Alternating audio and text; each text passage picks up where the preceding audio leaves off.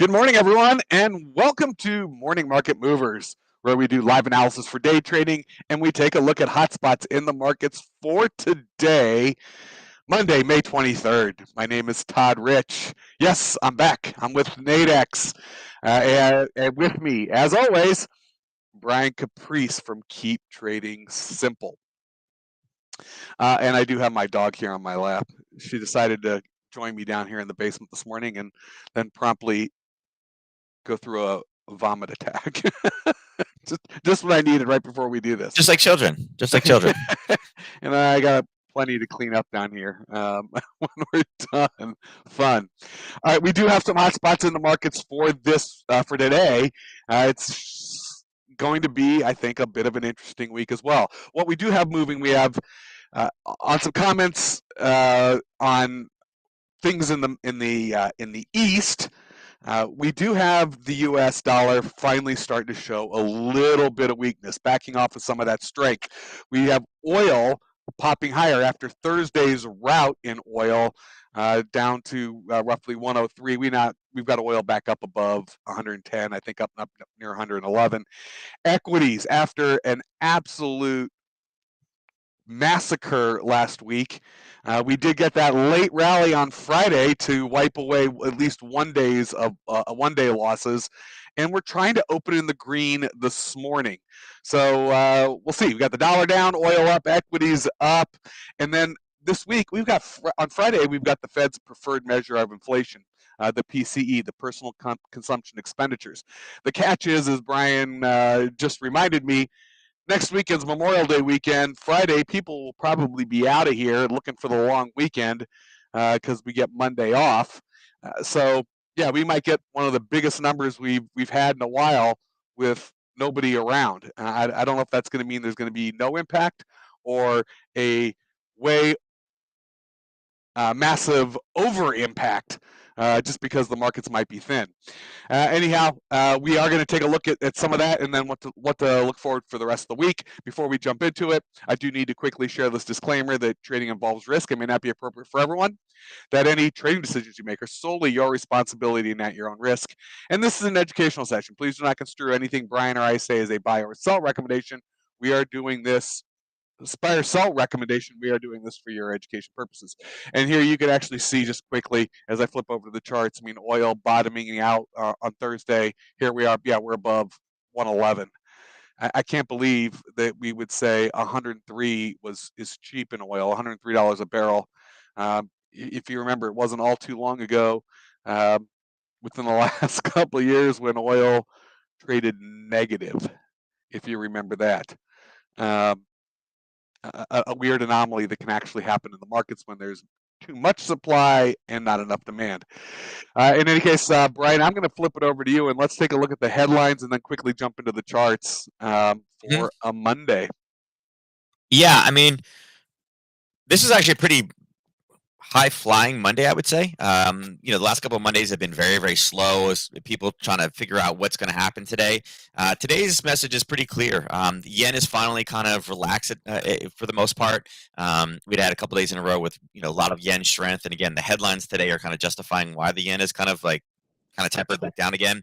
It's really dollar weakness across the board. The pound yen, or dollar US, both of them are kind of up large, although retracing in the last basically like 60 minutes.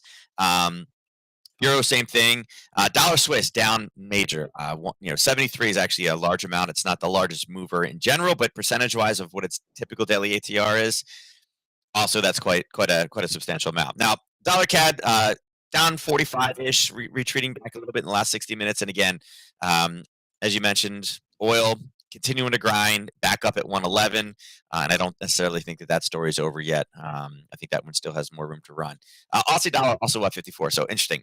So this morning we have had the business climate in Germany, and again, it was actually good, which I think surprised a lot of people with everything we've heard. It's considered a medium mover, but for lack of any better kind of news today, that's what we got. Bailey is speaking for the UK at 10:15 today. It is a speech, basically monetary policy interaction, and inflation in the post-pandemic world. So it is a panel discussion. It's not particularly just what we're doing here in the UK. But it could provide some insight of really what his belief of what needs to happen next. Last week, remember, we were hearing comments of Kashkari talking about how, listen, the Fed may have to induce a recession to calm inflation. So, again, we tend to be a little bit more insulated and have a little bit more, I'd say, gray area versus other nations in the world. But we'll have to see what the pound says. I mean, again, Bailey, the UK just hit 9% year over year. So kind of a big number. Could be some big headlines, particularly in the pound pairs if he says something specific. As far as weekend headlines, really what's dominating it right now is literally Biden's comments this morning about militarily defending Russia. Those are the biggest ones, and you'll see two things. One, at 6:00 this morning, it was, hey, listen, we're considering, and it's not really. He basically says we're considering reducing tariffs. They said this before, and the reason why they were doing it is not because they think that China has complied, because they haven't. We've shown it now that they have not. The original point of the purpose was like, these are unfair trade practices. You're doing this, and this. The United States economy was the only one that really could go head to head on an economic basis to really. And again, it's the IP, the intellectual property stealing, and the trade deficit back and forth. They promised that they were going to buy this and this and this and this, and they didn't do it. But what they were saying is if we reduce the tariffs, it should lower the cost of goods from China. I don't know about that one. And this was kind of one of his hopes, that it would reduce inflation. But a lot of experts are like, it's not going to reduce inflation. And again, at that point, China's like, we did all that stuff. We didn't have to buy anything we promised, and we got away with it. Thank you. And then he basically mentioned that, hey, listen, there's these new trade deals, and it's unilateral, and it's great. And they're going to discuss with Yellen when he gets home about, getting rid of these, tariffs, again, that Trump put on there. And again, the beginning, he was very for it, saying that, hey, listen, they need to do it. And now he's, basically saying, hey, we'll think about it. And at the same time, he basically just said this one too. And this came out about an hour ago. So it was kind of like, hey, we'll remove the tariffs. We're best friends. And then came out and said Monday that he'll use military force to defend Taiwan. Obviously, that's going to set China off. Again, it's a very important thing for the markets today. I forget who it was. If it was the FBI or NSA or whatever, mentioned that our biggest threat is not Russia, not by any stretch of the imagination. It's China and all China's policies. And we've seen a weakening of the dollar. China is kind of surging forward into global power right now into everything, right? And then Biden basically just made comments that, again, we'll send troops and we'll protect Taiwan, which, again, that's why why we're seeing the dollar Swiss. The two of those things are tied together. I think that he's probably playing politics in the press. Yes. I'm not sure what the game is, but those two are tied. It's a it's a mixed message to China, probably with a purpose. So the question is, I don't know. I'm not very good at politics. Yeah, I mean, this is why the dollar Swiss is surging to the downside right now. Again. It is, the Swiss has long-standing been the neutral party and everything. They weren't the most neutral, but then there were some comments made that they were, we're not going to be bullied by other banks, and was kind of like, oh, what are you saying? And then they mentioned back to that, basically the neutrality status and the flight, a currency of safety. And it's kind of like, oh, are you back? And you're seeing those comments. And again, I think this is a very dangerous game, and I wouldn't be surprised if the markets move from it today. Again, China has the largest population, followed by India. Biden's in India trying to make peace with them when they're not. They said that we're not getting involved. We're not going to get on the plate. We're not going after Russia. They've made those comments before, and Biden's trying to, get them back on our side. And then he's going to China. That complicates that message even more. Yeah. So I mean, there's something going on. Yeah, so, and it's weird. I mean, we're not getting allies. I mean, again, we know that we have problems with the Middle East right now, and they're like, nope, and they're siding with China. India has kind of turned a blind eye to the United States as well, and obviously China is the one nation in the world with their policies. This is probably the dumbest comment you could make. Yeah, we'll military defend you. It's a nation. It's not even a nation.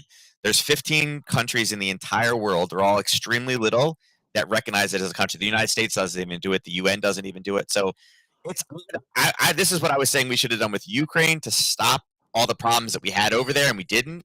I'm not exactly sure why we're doing it with China, but like I said, it's a political game. I have no idea what they're playing or who's playing in it or who's saying what. I have no idea, but market-wise, probably probably not the best way. So right now, the VIX is not showing it right now because, again, it's kind of like, well, what does that mean for the market here? Nobody really knows. And again, as far as economic headlines go, we really don't have much to deal with. I wouldn't be surprised, though, if it does start to spike up in once this starts moving. The dollar obviously being a little bit weaker, and again, it just really started to collapse from last week. And again, one of the levels that we're looking at right now is, again, the 23.6 level was an old level that we had bounced off of, and again, 3 hits, we expected the drop, and that's right around the 102.80. So again, not anything we're going to directly look at, but right now we should be seeing some dollar strength coming back into the market. The indices are all a little bit in the green, but they're all at levels. Right now, if we take last week's high to the the low, you can see that we're really kind of flirting around right now with that 50% retracement level. We're starting Monday off at that 50% level. So we do have we do have a consecutive, a lower high, right? And we're kind of bouncing off of that right now. There is a gap, and gaps tend to provide, decent areas right here as well. But so I'd say it's a little sandwiched. But if for some reason today, if we start to break below this 38.93, there's a racetrack there, and I would assume the price comes all the way back down to the 38.11. NQ, this one we kind of shrunk back down again, and we're pulling it. Let me pull some of this stuff off. We'll pull this from last week, and it's basically the same picture. Okay, this is a level we were looking for. And it's funny, now the 12,134 comes up to be the 61.8 instead of the 50. But you can see kind of the same thing. There are sellers that drove us down in price before. We ended right there, and then again, we're kind of pushing off of it. Kind of the same scenario. There's really the chance of that we take a bounce off this gap, but if not, again, it's kind of off to the races to the downside today, and particularly with, again, we'll see how the business community reacts to news of potentially removing tariffs. That doesn't necessarily help U.S. businesses at all, that they won't have any protection there. So, and again, YM kind of the same thing. We were looking for bounces last week, and that was more intraday levels. Probably it's going to be the same thing. It's actually probably not as high, but this is an area, again, continue it across, same exact thing. We talked about this being a Globex high. We're basing, same thing, big racetrack from last week. Russell, same exact thing. Right? Every one of them, they're playing, well, actually not Russell. Yeah, they're all playing with that 50% retracement. I mean, every single one of them actually touched it right there overnight. Right. I mean, every single one of Russell's, them. Yeah, and the thing about Russell too is what it was bouncing off of right here is 1,800. So this is one of those big psychological ones where it's like, hey, listen, it's a big number, right? 1,800. Right there. So you're seeing it was a big number. There's been sellers there in the past. I would say that Russell right now is the strongest just by a little bit, but if things start to turn bad, Russell has more of ability to drop. The big commodities things, again, we talked about 111.82 last week. It was a level, then a very, very strong push off of it. That's kind of what we're bouncing off of right now. We'll see if that continues to move or not. Again, remember, we have 1 week till the official summer gas is in. We'll see what that does to demand, but I would say right now off the open, it looks like it's again, it's about a 1 to 1.5, 1 to almost 2 short coming off of about 6 o'clock this morning. We'll see what this one looks like today. Natural gas is down though, which is actually a good thing. Natural gas is showing down 1.6. Yeah.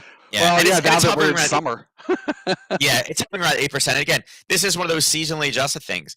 Right now, we haven't quite started the winter accumulation yet. That typically starts, I believe, in June or July is when that starts. They give themselves like a 6-month window for that. There also was a little bit of a reprieve. I did see it. This one right here. This came out about 3 hours ago. Russia's considering easing, some of the flow. Basically, it's kind of like.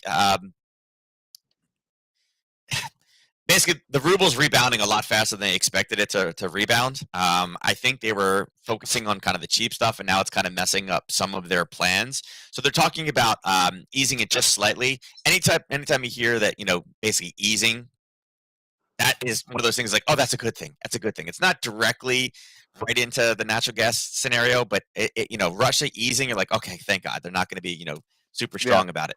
And there was one other headline I saw. I don't know where it is now. I saw it on my phone this morning.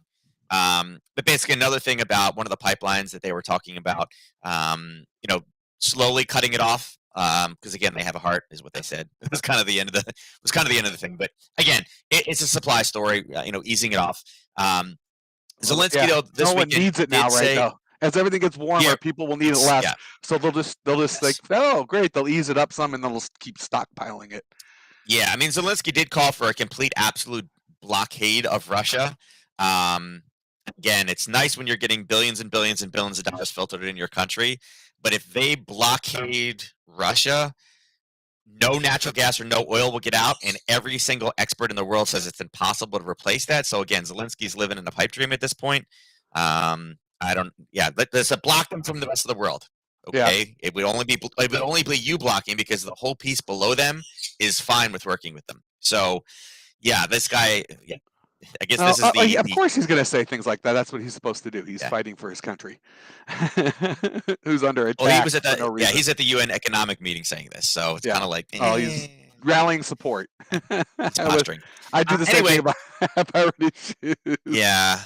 I was like, you're pretending you're an actor still. Oh wait, you were an actor still. Gold continuing to rally. Why? Because again, we've had some weak comments out there, and again, people are believing inflation is still going to move. We did take a bounce off that 1850 from last week. It didn't run all the way back down again. It went past the 1 to 3 target and found some buyers coming in there. And again, right now, the good thing is we kind of blew through another level, so we can kind of take this upper one off. It is kind of set up, and we do have an FOMC meeting this week on Wednesday, I believe. Where is it? Right here, FOMC meeting notes. So I do think that this is, by it going higher, will give us great shorting opportunities later on in the week. We know what's coming. We know it's going to basically be 0.5 twice, and we'll kind of see what it does with the economy.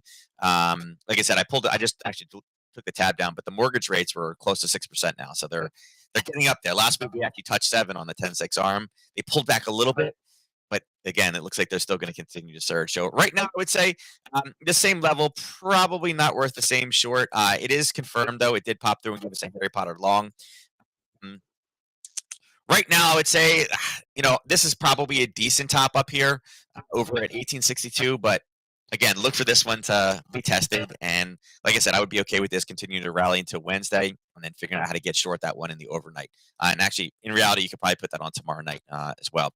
Silver, again, it's doing the same thing. It didn't quite make it to the target. We got all the way back down, and we missed it by just a little tiny bit. Actually, this is off a little bit. I must have moved it a bit. Yeah, we didn't get all the way down and just missed it, and now it's doing the same thing. It's kind of rolled over in the overnight. Still hovering right around that $22 figure. Again, right now, 22 seems like it's going to be the ceiling for this one. And again, I would say this one probably ticks back down again. But again, remember, silver does have an industrial base. Anytime we hear anything out of China, we should see some movement in silver as well. So, but on the currency fronts, obviously, we got yen weakness across the board for the most part, except versus the dollar, where it's basically just flat, kind of shoveling back and forth. The cryptos are not really leading the way today at all. They're more or less flat. Bonds, TLT is opening down, which shows us that there's probably going to be a little bit more appetite to get into the stock market today. And again, with the news, there's not really a whole lot out there that, like I said, nothing major right now. They're like, oh, I got to watch out for this. If the news really wants to talk about, Taiwan all morning today, that probably will put a little bit of vinegar in somebody's coffee, but for the most part, there's nothing out there today that we need to necessarily, be concerned about.